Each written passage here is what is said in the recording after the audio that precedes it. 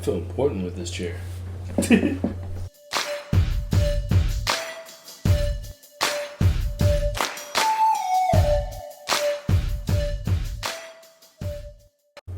What is up, YouTube? It's your boy CHIEFohKEEF here, and I'm back with another video.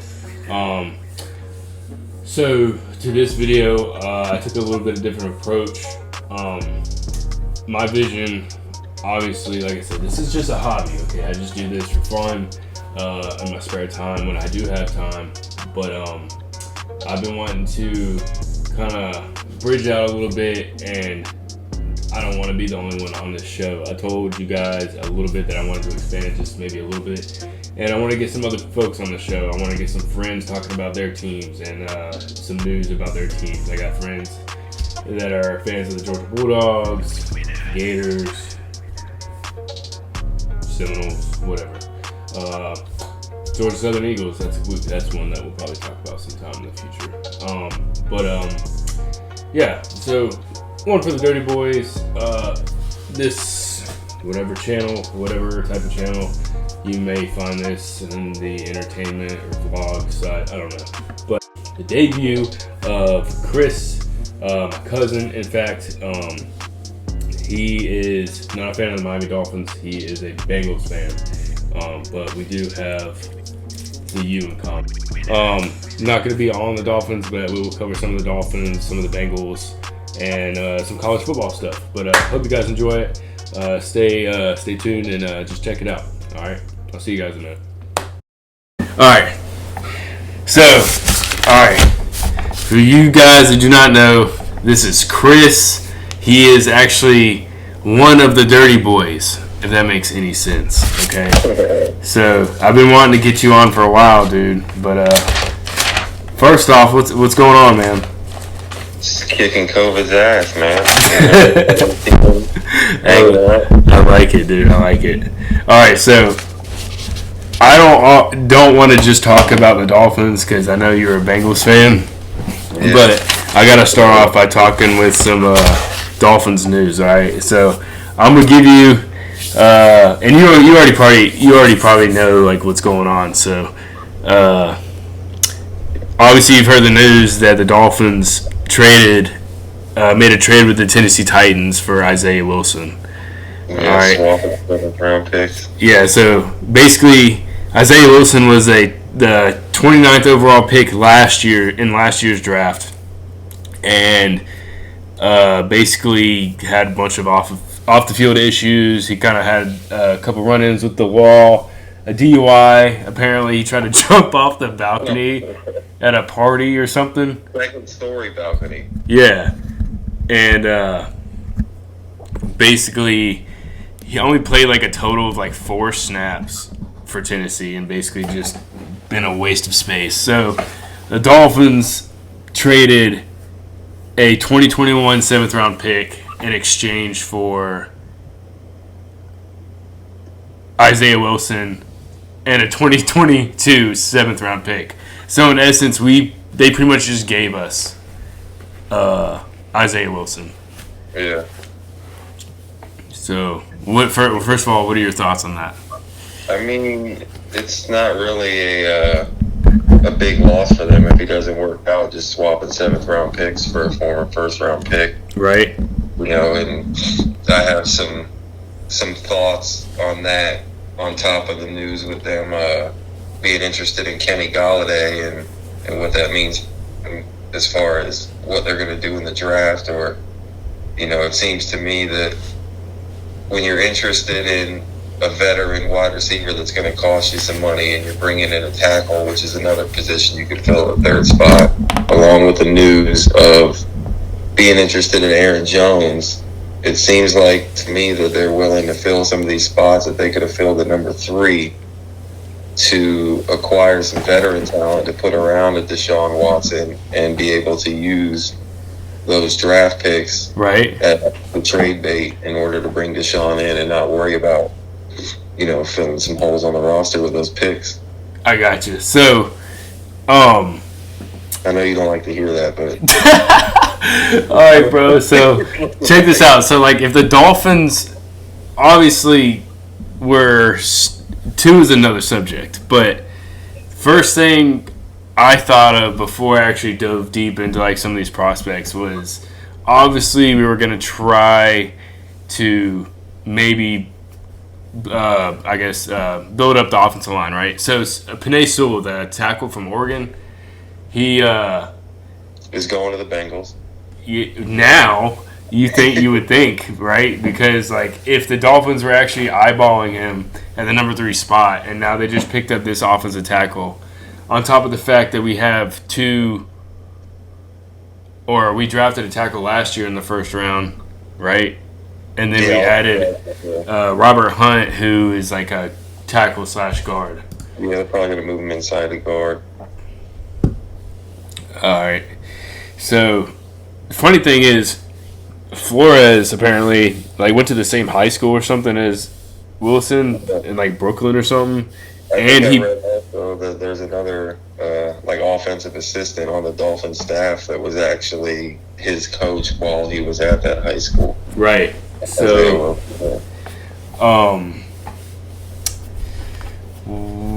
apparently, and he also played with the Dolphins left guard, or whatever the other guard, Solomon Kinley at Georgia, right? Yeah. So I don't know, maybe a new place or a new home might kind of snap him out of whatever off-season stuff. I don't know. My thoughts of it is like, if we got him, so now we have Solomon Kinley and or Eric Flowers and Isaiah Wilson. So we got some depth if we decide to keep Eric Flowers. Yeah. But I don't know. I'm thinking maybe since they picked him up, are they willing to risk him and cut Eric Flowers to save money or not? I don't know. But all right. So we got Isaiah Wilson. All right, but some other news that you brought up to me earlier that I wanted to talk about was you said the Dolphins are all in on Kenny Golladay. I've read that they're very, very interested in him. Very interested, yeah. That's the thing that on apparently according to Finsider, they're expected to show considerable interest in Kenny Golladay. All right. I think their number one target was Allen Robinson, but that franchise tag kind of, put that to bed. Oh, you talking about Allen Robinson and the franchise tag? Yeah, I think the Dolphins were interested in him. So, franchise tag, that's it. This is why I'm not a general manager, because first of all, I don't know how much room they have to sign people. Like, obviously they're looking for a number 1 wide receiver, right? But people like Chris Godwin, that was free agent, he's franchise tagged. Allen Robinson, franchise tagged. Curtis Samuel is not franchise tagged. He's still a free agent. And he's got some speed that like every team wants, but hasn't really shown much. But look at who their freaking quarterback was. Yeah. So I've read that the Bengals could be a spot for Curtis Samuel. Ooh, how would you like that? I wouldn't mind it. You got a guy that can stretch the field a little bit. He's not a Pro Bowler by any means, but he's had some production, and he's definitely probably a lot more reliable than John Ross was for us, and that wasted top 10 pick. Right. As far as stretching the field goes. So I wouldn't be mad at it. You're going to have to fill some spots. You got AJ Green leaving. You got Erickson's a free agent. Really, the only receivers that they're going to have under contract, I believe, is Tyler Boyd, T. Higgins, and Auden Tate. So they're going to have to get some receivers in, whether it's through the draft or free agency. Yeah. All right. What about Corey Davis? What do you think he might be someone? So here's the thing for the Dolphins, right? So I feel like just because I guess they don't already have a lot of draft picks, but I don't know how much money they have to spend. However, I talked about this in another video, that I honestly would rather sign a big free agent running back, i.e. Aaron Jones. Yeah.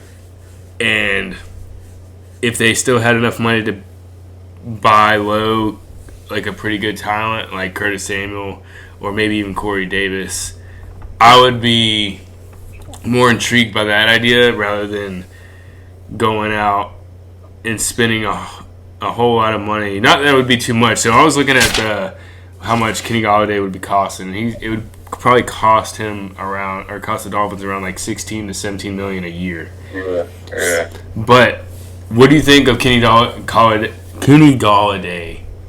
as a player? Like, do you think, obviously he only played like 5 games last season, so he's risk there as far as injury,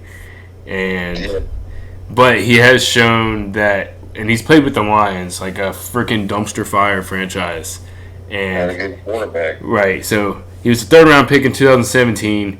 He had over the 4 seasons, he has like 1,893 catches for 3,068 yards and 21 touchdowns. So on average, like.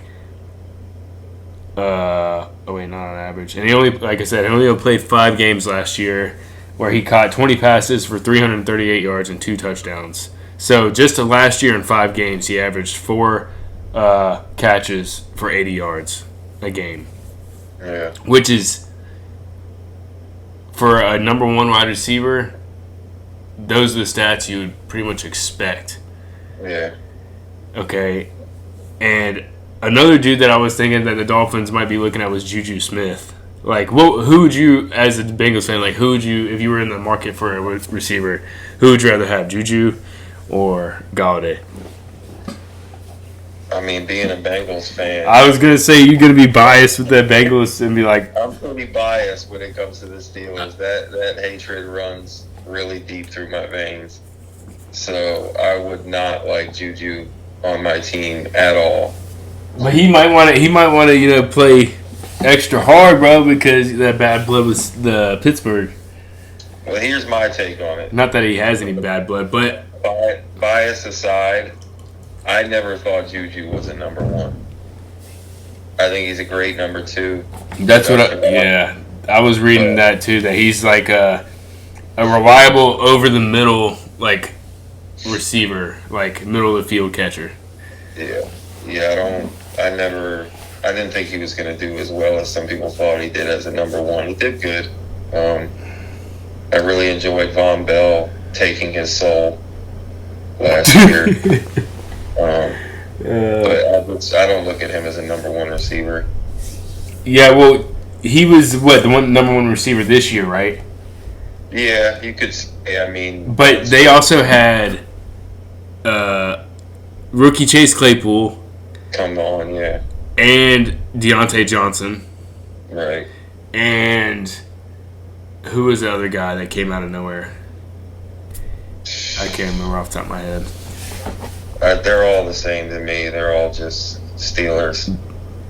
Yeah, they're all Steelers, right? Yeah. All right. Well, Juju, he was playing beside Antonio Brown at Pittsburgh, and he was a 2017 second-round pick, a little bit ahead of Kenny Golladay. But in his 58 games he's played so far, he has 308 receptions, 3,726 yards, and 26 touchdowns. So 5 more touchdowns than Kenny Golladay as not really a number 1 receiver, which I would say, comparing him to Golladay, which Golladay was the number 1 guy in Detroit, and he had Stafford throwing to him, who was not too far away as far as quarterback tiers from Ben Roethlisberger. But when Juju's fighting for passes... I think they're really far away these days.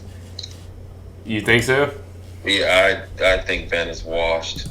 Oh, yeah. Well, you think he's coming back this year? Well, he is. He just re-signed or restructured his deal. He's coming back. It's good news for Bengals fans because he sucks. So. Oh, man. So, all right. So, enough of the Dolphins news. Dolphins acquired Isaiah Wilson. Maybe looking into Kenny Golladay, maybe not. Let's move on to some Bengals stuff, some things that might get you a little bit more excited about talking to me.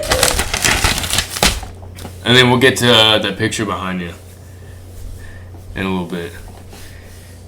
But, all right, so the Bengals, bro.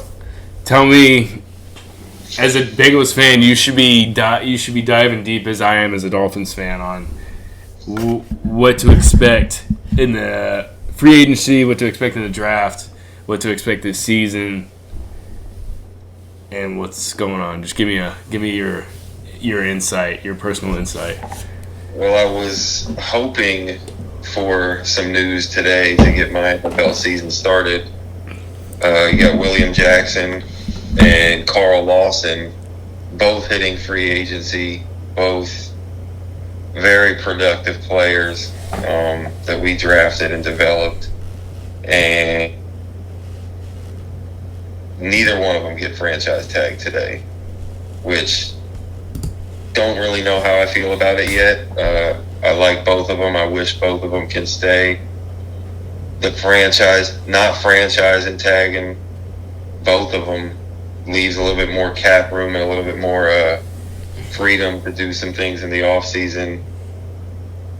I don't know if they have plans on signing one of them or both of them long term. Right. I don't think they would sign both of them long term, and I really hope that Carl Lawson is the one that they're focused on signing long term more than anything, because the pass rush is just not there right now. He's given us a lot of production. There's more pressures than there is actual sacks this last season. I think it's a scheme thing. I don't like the defensive coordinator and his scheme and the relationships that he's had with the players. There's a lot of my way or the highway things coming from him. That Carlos Dunlap situation was a disaster. Right. There's so much to peel back there, and was really unhappy with letting a guy go that's 2 sacks away from the franchise record. But yeah, so you got, I mean, the main concern is protecting Joe Burrow. Right. And for me, you have to at the very least, through free agency and the draft, add 2 more quality starters. Right now, there's a lot of talk that Joe Thuney from the Patriots, left guard, Pro Bowl left guard, 29 years old. That's from the Pats. Yeah. Yeah. What about? I saw that. Yeah, they were looking that Joe Thuney could be an option. What about Bills? The Bills, Quentin Spain. I have no idea who he is. I'm not gonna be. Spain. We acquired Spain in this last season. He's actually been on our team. I don't think he was healthy at the start of the season. He started to play towards the end of the season, and he did all right. But there was just so much shuffling on that line, and another coach I was not happy with, that I was really glad they moved on from, Jim Turner. I know Miami fans know a lot about Jim Turner and the Jonathan Martin scandal. That was the coach there. He's awful. Jonathan Martin. What yeah. So we got Frank Pollock back. I'll bleep that out, don't worry. We got Frank. I'm not worried about it. We got Frank Pollock back coaching the offensive line. He was with Dallas when, they put together a hell of a line. Right. And he came to the Bengals. The last year of Marvin Lewis, I thought he did a really good job with the pieces they had. And then for whatever reason, when Zach Taylor was hired, he just kind of parted ways with them, and they brought him back in the fold. So hopefully he'll be able to develop some guys better. But, you add hopefully Penny Sewell and have him. Is it Penny or Penette or Penny? I think it's Penny. Like. Yeah. Or maybe it's Penny, like Jenny from fucking Forrest Gump. Jenny! But either way, you can get him on one side and Jonah Williams on the other. That's still a whole debate and Bengaladum with, is Penny going to start at left tackle and move Jonah to right, or are they going to put Sewell at right tackle and leave Jonah at left tackle? Who knows? But just get the tackle situation going. Right. For me, guard is more important, because that's where all the pressure came from this year. There was just nothing. Michael Jordan, not the basketball Michael Jordan, but the football Michael Jordan got Burrow killed. He can't play both sports. Yeah, he's just not a football player. Oh, man. All right, so basically what I got is protecting Joe Burrow is number one. Number one. All right. And so the Bengals are sitting at number 5, right? Number 5. All right. And you got, okay, so protecting Burrow is one. If y'all were able to, say, grab Penei, but I'm going to kind of back up just a little bit and move on. Say, I don't know. All right, let me dive into this real quick. So your receivers, T. Higgins, Tyler Boyd, and A.J. Green. What's going on with A.J. Green? A.J. Green's gone. I do not see a scenario where he comes back. I think he's kind of, I don't want to say he's done with the organization, but the type of money that he's going to get elsewhere is not, they're not going to offer it to him. His production was up and down this last season. You got glimpses of him not even caring. Yeah, there was a thing on the sidelines in one of the, I think it was the Ravens game, where they had a camera on him, and it looks like he said, if you're not going to play me, just trade me.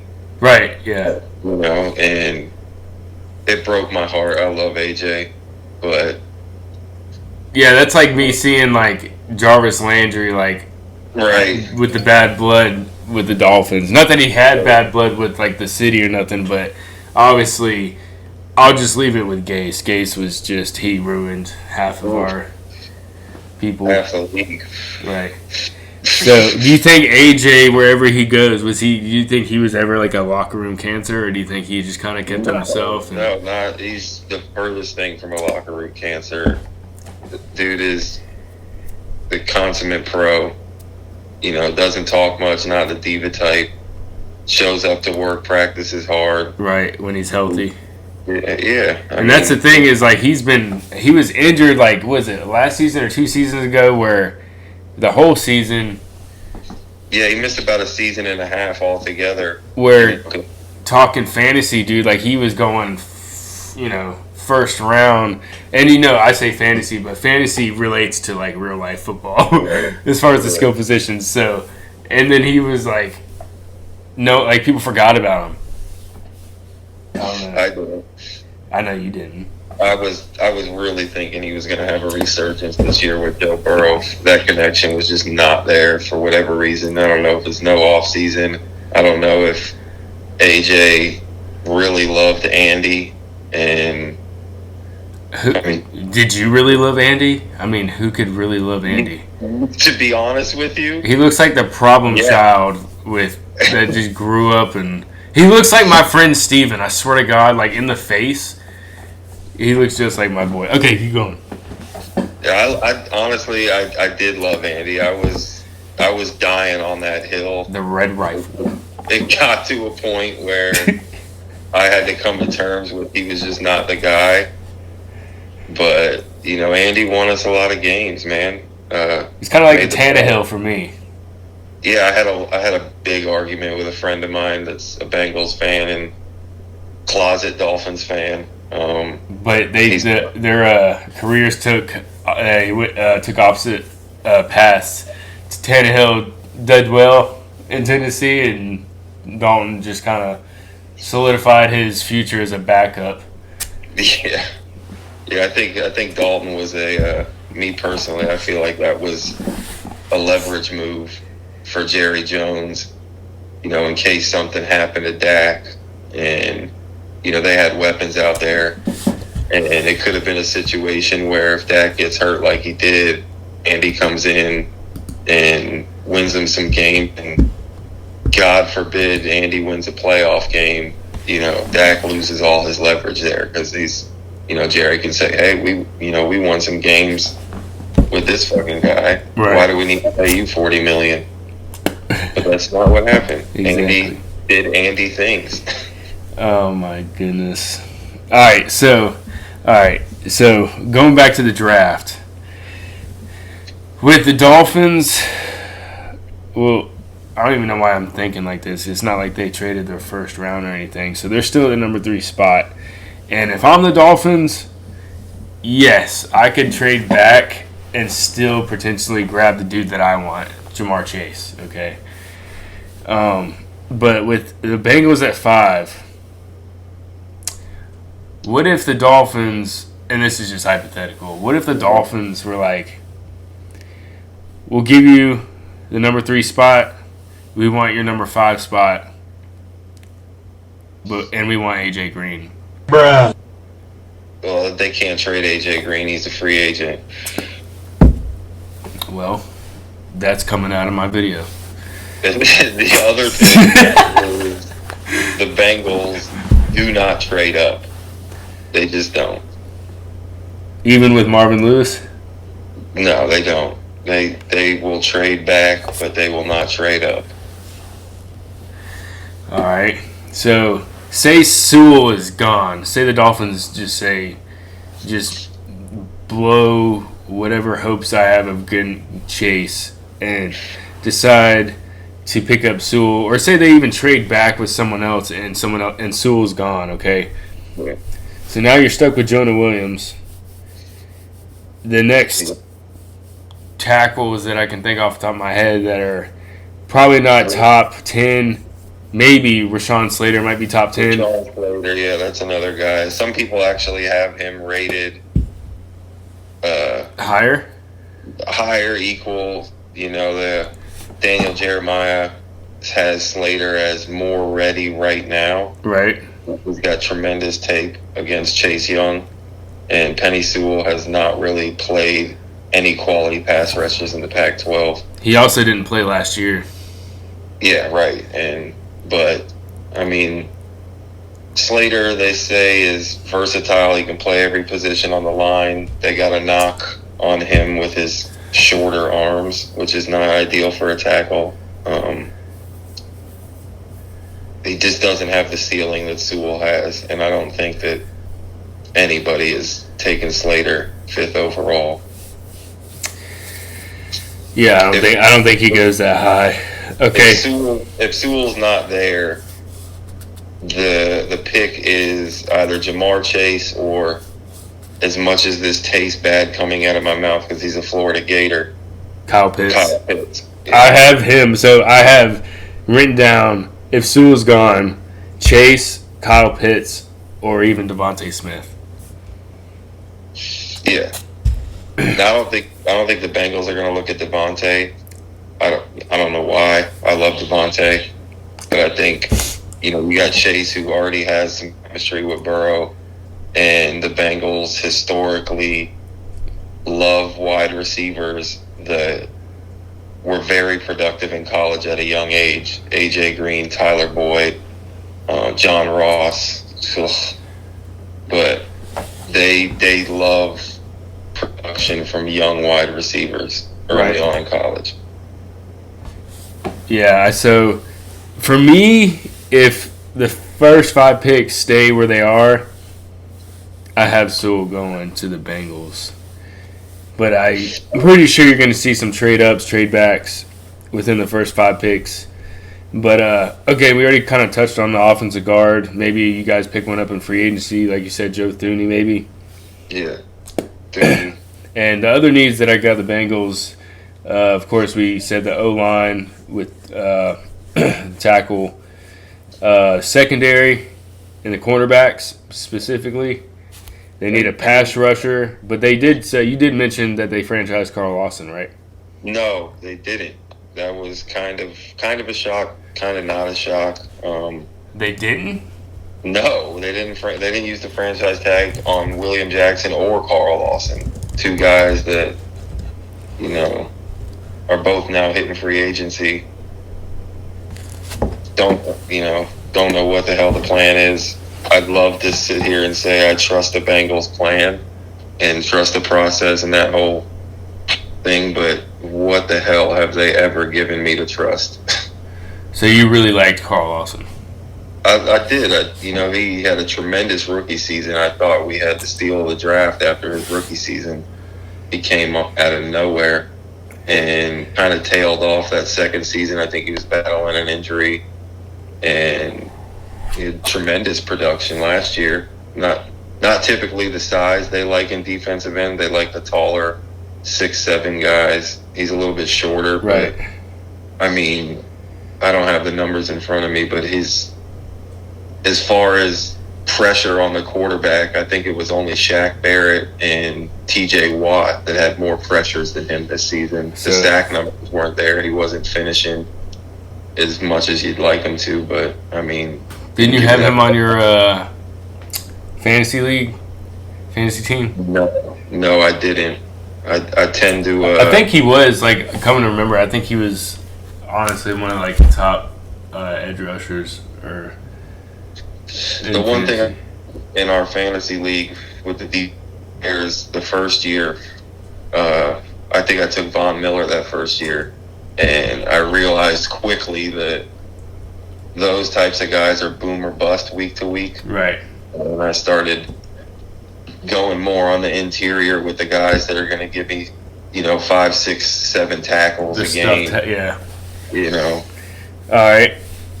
So, any cornerbacks or edge rushers? I mean, they're not bad at corner.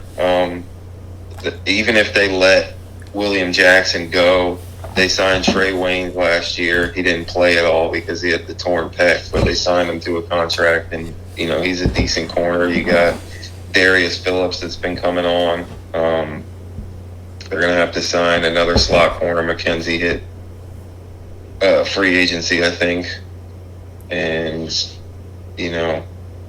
maybe they want to move forward with Trey Waynes and let William Jackson go.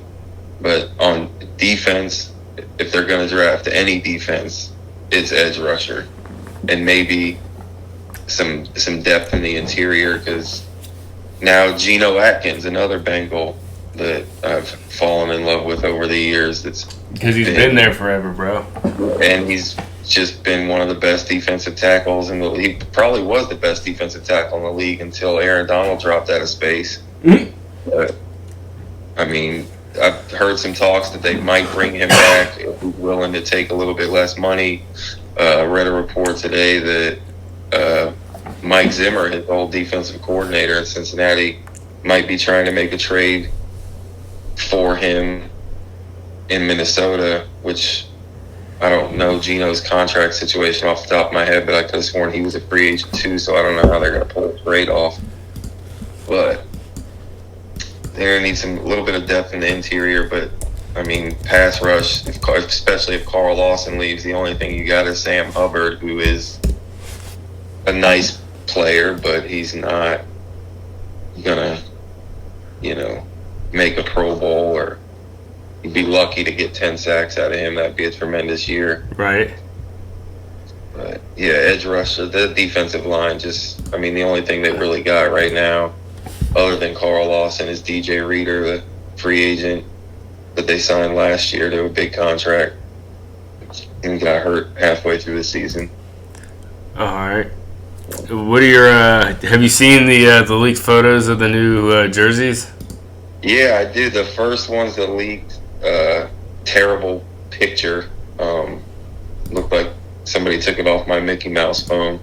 And it was kind of like, I don't know if that's real, but, with the technology now, people have kind of edited them up to what they would look like on the players. And I was seeing the black uniforms with orange stripes.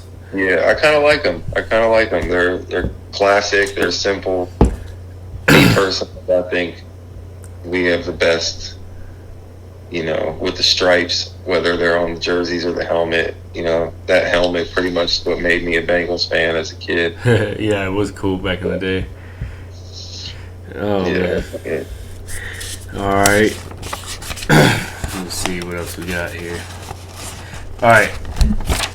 I don't think I have anything else as far as NFL, so let's move on to what really matters to you.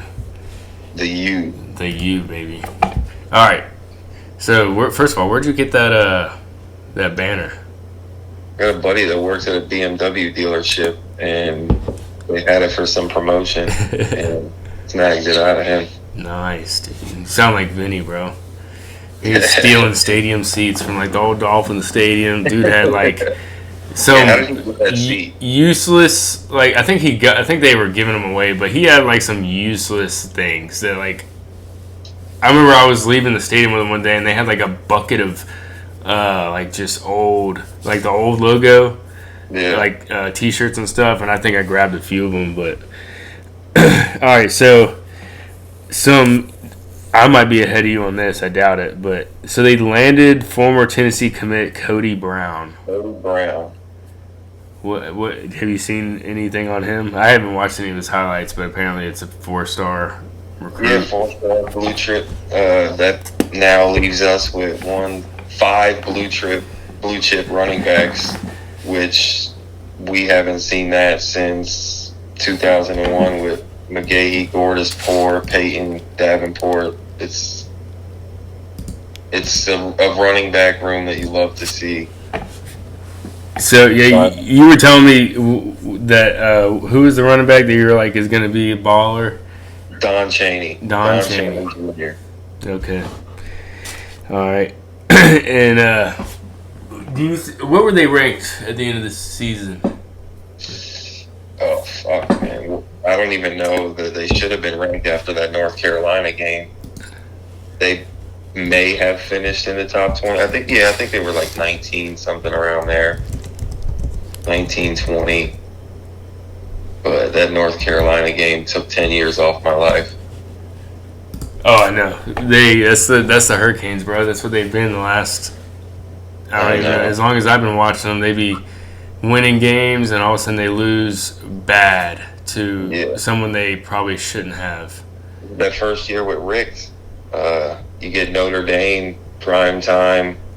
I think they're 7-0, 8-0 going into the game. Fucking blew the doors off Notre Dame. Crowd was electric. It felt like the U was back that night. And then you were at that game? No, I wish I was. I was at home by myself, losing my mind. So the Hurricanes, they ended the season 2020 8-3 at the number 22 spot, right? Okay. And so they're going to be, according to this on NCAA.com, they're going to be back at the number 22 spot at the beginning of the season. That's fair. But that's dependent on Derek King returning on time and healthy after tearing his ACL in the bowl loss to Oklahoma State. And if he's okay, he and the Hurricanes will have definitely the test right away with Alabama Week 1 in Atlanta. Well, I already reported that they're going to beat Alabama Week 1. You heard it here first. Shock the world. It's happening. Yeah. I like the way you think, man. You told me they were going to shock the world a couple times, and they were going to beat Clemson. Yeah, that one didn't go so good. But I'm not afraid to get out in front of that thing. Me neither. I like it, dude. One of these days, I'm going to be right. So be remembered when you're wrong. Their strength, you said last year you were suspect of their DBs, but they developed, I think, over the course of the season. Yeah, so they got Tyreek Stevenson from Georgia, transfer portal. Right. Another blue chip guy from down here that we should have kept, but now we got him back. You got Al Blades coming back for his senior season. You got DJ Ivey coming back for his senior season. And Avante Williams, who we stole from the school up north last recruiting cycle, kind of a shock. And he was originally going to come and play safety. He was a 4-star safety and was out last season with some health issues. Just cleared to play, and they just reported that he will be making the move to corner. Wow. So with the safety room we got with Bubba Bolden and yeah, I thought he was going to come out this year. Yeah, I think he wanted to, it was funny. There's a podcast I listened to, and after that Clemson game, which it looked like he was really the only player that deserved to be on the field, there was a debate that started that he has been the best safety that we've had in a long time, even over Jaquan Johnson, who we loved. And I kind of felt that way. I felt like he might be better than Jaquan Johnson, and as soon as that shit was said out loud, he just disappeared and his draft stock plummeted. And I think he did the right thing coming back for another year. So you try to get a redo. Yeah. I hear you. All right, so the quarterback, Derek King. No, he won't be back for Bama. He won't. And that leaves who taking the snaps? So Nkosi, I would love to be taking them snaps, but apparently he's entering the transfer portal, which is leaving us with either Tyler Van Dyke, who I believe is a redshirt sophomore, maybe just a sophomore. He was a freshman last year, didn't get any snaps, or the true freshman blue chip recruit that we stole from USC and Jay Garcia, who played in your neck of the woods in Valdosta last year. He had to transfer from California to Georgia because California wasn't having a high school football season with the COVID. Yeah, dude. But went to Valdosta, won the state championship, and we got him. You know, there was a show on Netflix that showed Valdosta in that high school team, and I wonder if he was actually on that series. I don't know what the name of it was. It wasn't. He only played this last high school season, so if it wasn't during this last football season, it would have been him. I think it was on like Netflix or something. I don't know. I gotta check it out. I gotta go back and look at it. You said he only played last year, so he probably wouldn't have been on it. Yeah, he transferred for his senior season. Because Valdosta was. They used to be Title Town USA back in the day, and I guess they fell off for a little bit, but then started winning some more games. Yeah. But so where do you expect them to? So they could end up unranked quickly after week 1, maybe, depending on the score, of course. Yeah. And how they hang in there, or if they're going to get completely blown out. But Alabama will have pretty much a whole new team. They will have lost Mac Jones. They would have lost Devontae Smith, Jalen Waddle, O-linemen, defensive players. So, I don't know. We'll just have to see. I would like them. And it's at a neutral field, so it should be I was actually looking for tickets, man. Them tickets, boy, were expensive, bro. And I'm like a year out almost, like looking for them things. Good luck. I mean, that's my take on if you're gonna catch Alabama and get lucky, which, let's be real, if we beat them, it is the luck of the gods. But if you're gonna get lucky, you catch Alabama week 1 with a new offensive coordinator, almost a whole new offensive starting lineup, defense turning over. Now, granted, Alabama gets all the blue chips and they got a bunch of good guys coming in, but, there's something to be said in college football about continuity and playing in the system and having real live snaps. Right.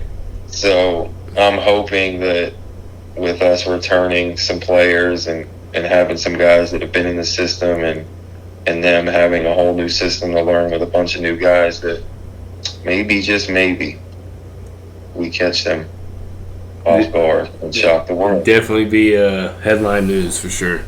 I will be insufferable if we beat Alabama. Yeah, but then you have to look forward to another blowout loss to North Carolina. Yeah, well, that's way down. We'll have some games under our belt by then. They also played Michigan State. Yeah, not really worried about them. Me neither. But if they start off hot, they better not. Yeah, this season reminds me of 2 years ago when we opened up with the Gators and true freshman quarterback, and it was kind of like we needed that win. your whole season was make or break week 1. Right. You know. Now, granted, we can lose to Alabama and win the rest of our games and still have a chance at the ACC. An ACC championship. Is Notre Dame back in it again this year? No, fuck Notre Dame. They shouldn't have been in the ACC this last year. They shouldn't even been in the playoffs. Yeah, they earned their spot this last year. I mean, they did what Notre Dame does and choke in the big game, but I think they earned their spot in the playoffs this last year. All right. Okay.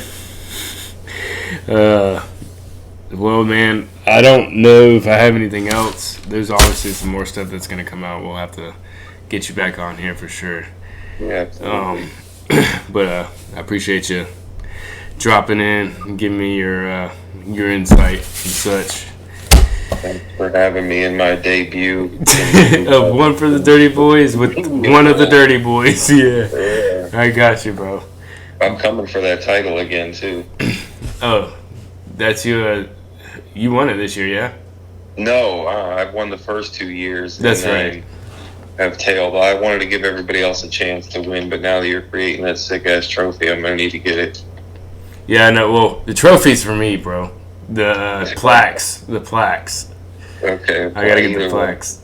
I need to get my hands on You'll just get your nameplate on my trophy. I'm good for it. But, all right, man. I appreciate it. And you take it easy, all right? That was it. Yeah, that was the video conference call, whatever you want to call it, with Chris from Florida. He's from Florida. He's in Florida. And me and him normally have some interesting conversations. That one looked a little like it was rehearsed, but it really wasn't. It was just kind of weird, kind of talking and bringing up these things, and it felt like we really had to like talk professionally. But it'll get more comfortable. But I do, like I said, I want to reach out to see if anybody viewing my videos wants to talk about either the Dolphins or their team for that matter. I'm open for it all, okay? Don't want it to be just me. It's not meant for just me. I started this on my fantasy football league, making little updates and news stuff, and then I kind of got the idea of making this channel. But nonetheless, I appreciate you guys stopping in and viewing. Don't forget to hit that like and subscribe button. Hit that bell if you want to be kept up to date with my latest videos. And other than that, I appreciate you guys stopping back in. And until next time, all right, fins up.